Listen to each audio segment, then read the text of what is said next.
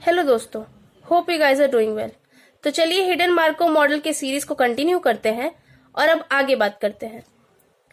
So if you hear the word Python, what is the probability of each topic. तो अब हम सब समझ चुके हैं पहले कि एमिशन प्रोबेबिलिटी कैसे कैलकुलेट करते हैं, ट्रांजिशन प्रोबेबिलिटी कैसे कैलकुलेट करते हैं।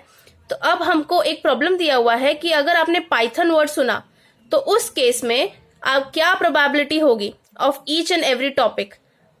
तो वो देखते हैं। If you hear the word Python, what is the probability of each topic. So it is defined by Bayes theorem. Given that you here Python, उस केस में वर्क की बात हो रही है, इसकी क्या प्रोबेबिलिटी है। तो वो कैसे कैलकुलेट करेंगे।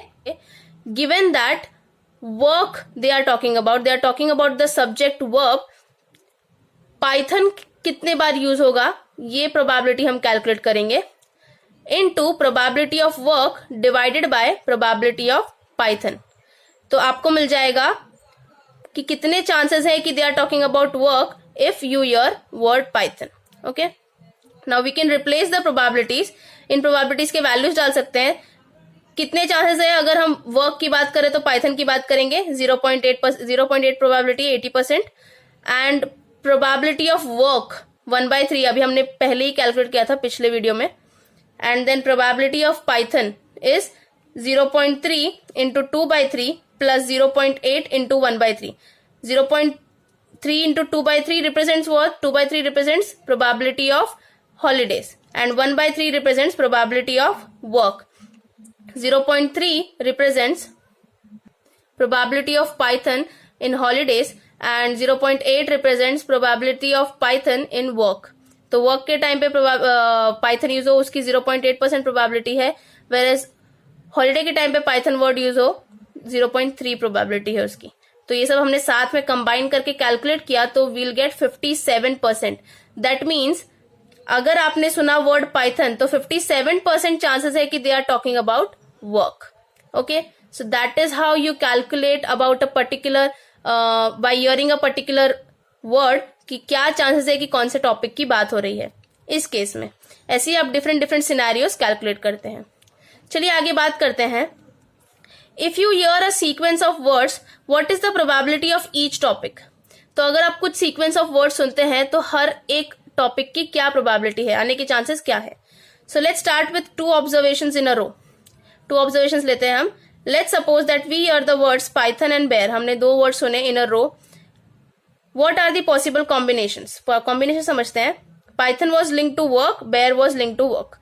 तो अब हम ऐसा समझ रहे हैं कि पाइथन और वर्क दोनों, पाइथन और बेयर दोनों वर्क से लिंक था। दूसरी प्रोबेबिलिटी क्या हो सकती है कि पाइथन जो है वो हॉलीडेज से लिंक था, बेयर जो है वो वर्क से लिंक था। तीसरी प्रोबेबिलिटी पाइथन हॉलीडेज से लिंक था, बेयर हॉलीडेज से लिंक था। पाइथन वर्क से लिंक था लेकिन बेयर हॉलीडेज से लिंक था। तो हमने चारों के चारों जो केसेस होते हैं वो केसेस को ले लिया है एज अ प्रोबेबिलिटी। तो now we'll calculate their probabilities. तो अगर हम यहां पे देखें, so if work is something that we are talking about, so Python word सुनने के चांसेस 0.8 है, वेरएज अगर हॉलीडे की बात कर रहे हैं तो बेयर सुनने के चांसेस 0.7 है। ओके, एंड वर्क से हॉलीडे का ट्रांजिशन होने के चांसेस 0.4 है। तो यहां पे हमने किया क्या है, we have multiplied. Also we know कि वर्क कितने बार आता है, टोटल हमने जितने 15 ऑब्जर्वेशंस लिए थे उसमें वर्क वॉज कमिंग 1/3 टाइम्स, मतलब 1/3 उसकी प्रोबेबिलिटी है वर्क के आने की, वर्क टॉपिक डिस्कस होने की। सो हम इन सब वैल्यूज को मल्टीप्लाई करेंगे, will get this average value. Okay, here also will multiply. Same चीज यहाँ पे भी किया है हमने, मतलब ये जो डिफरेंट केसेस को हमने अभी पहले डिस्कस किया पिछले टाइम, अभी ये पिछले पेज पे जो मैंने डिस्कस किया है 4 सिनेरियोस को, वही 4 सिनेरियोस का मैंने डायग्राम बनाया है। ये वाला सिनेरियो कब है, जब Python word as a work की तरह यूज हो रहा है वर्क के टॉपिक में, एंड बेयर वर्ड जो है वो हॉलीडे के टॉपिक में यूज हो रहा है। देन दिस, जब दोनों पाइथन एंड बेयर जो वर्ड्स हैं वो वर्क के टॉपिक में ही यूज हो रहे हैं।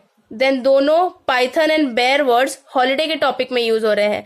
देन दोनों Python is used in holiday topic and work is used in bear topic. ये सबकी प्रोबेबिलिटीज मैं पहले ही डिस्कस कर चुकी हूँ, वही सारी प्रोबेबिलिटीज यहाँ पे लिखी हुई है।